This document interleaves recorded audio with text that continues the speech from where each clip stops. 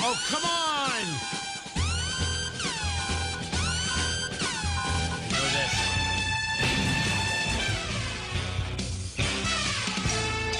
It's time to play America's favorite game. What the heck is that television theme song? Here is how we play our game. I know this. I know this.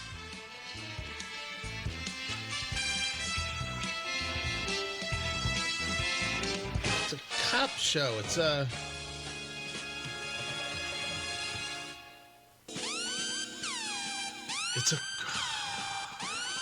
So here's how we play our game. Producer Carl picks a television theme song from yesteryear.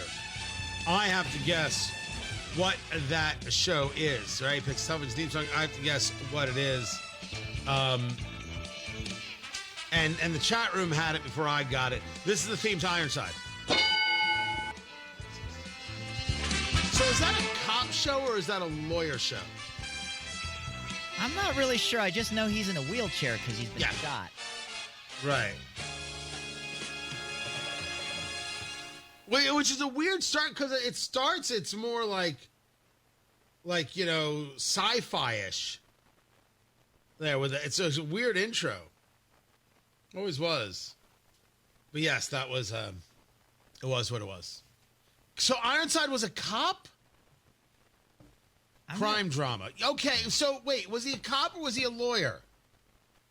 Chief of detectives. Okay. All right. Now I got it under control. Didn't that actor do a goofy movie with another actor? Was the man with two heads? Raymond Burr? Yeah, I think so. The chat room would know. Well, the chat room knows many, many things because they don't get out much. I'm going to look it up. Right? Wait, was Raymond Burr Ironside? Yeah. Yeah, he was Ironside. He was also Perry Mason. That's how I know it. Which is weird. I know the show from earlier in his career. So I don't know the answer to your question, but I'm going to move on now. Okay. Because I have no idea. I have no idea. On Tony Katz today at noon, what is President Trump going to do regarding weapons to Ukraine? And what does this mean for America's future? We will have that story. And then, of course, Elmo cursing out the Jews. His account was hacked, and there is just... Oh, it is precious, the bigotry right there. And then we'll get into this speech from Tucker Carlson over at the Turning Point event in Tampa, the Student Action Summit. Bad speech and bad look for Turning Point. And I don't blame Charlie Kirk for that. It's not his fault. You invited the biggest names. There are thousands of students. They showed up, right?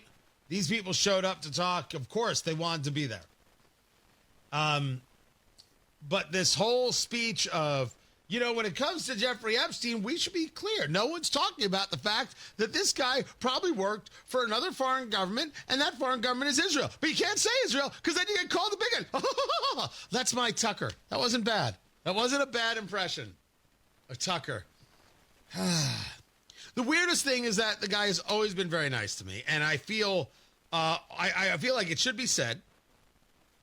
And I think that the things he's saying now are nutty. And not nutty, flat out ridiculous. You do an interview with Vladimir Putin, I think it totally makes sense. You tell me that Russia has better supermarkets than the United States, you're being ridiculous. You want to tell me that the Epstein files don't matter? Well, we'll disagree about the thing, but you're allowed an opinion. I think you're wrong, and I've stated why. You think the Jeffrey Epstein files aren't released because he's an agent of Mossad? I'm sorry. You're a conspiratorial freak. You're a freak. That's all. So I don't know what you're supposed to do with this information. I don't know how you're supposed to engage this stuff. But what I do know is that he gave a speech that sounded like it could have come from Ocasio-Cortez or Ilhan Omar or a host of others. It was bad. Now, some people claimed that there were people walking out during the speech. I looked at that video, and I just thought that was natural movement of people coming in, coming out. The video I saw doesn't show me 1,000 people left. No, I heard people cheering. That's my concern. It is not a conversation regarding policy. To state that you don't think that money should go to Israel for, foreign aid. That's a policy conversation. Jeffrey Epstein was in Mossad. Honestly, that's Nick Fuentes, Jackson Hinkle, freak show stuff. That's internet freak show stuff. And if Tucker wants to go full internet freak show, he's more than welcome to. But I'm not going along with it. I think it's a bad look for Kirk. I think it's a bad look for the organization. And then Tucker goes on with Alex Clark, who's spent time on radio here in Indianapolis.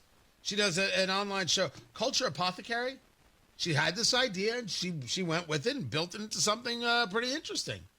And he's like, Fox News is anti-Christian, and nicotine is good for you. Now, first things first. There's a whole bunch of us who smoke cigars who absolutely believe the reason we never got COVID too bad is because we smoke cigars and it kept the COVID away. Right? I have no science for that except generalized belief. I have no idea if nicotine keeps you healthy. He says it does. Okay, fine. Honestly, knock yourself out. I feel that way about COVID, though, and cigars. Fox is anti-Christian? I don't know. That sounds like something that you'd say because you are angry at the former employer. I mean, just some basis, please, for that one. Is there anti-Christian sentiment in the world? In America? In the media? Oh, yeah, absolutely. Absolutely there is. Different subject, see? The stuff Tucker's doing, I don't know what he's doing, man. It's not a good look. And I'm not following. I'll catch you guys at noon. I hope you'll catch me then. Right now, Matt Bear has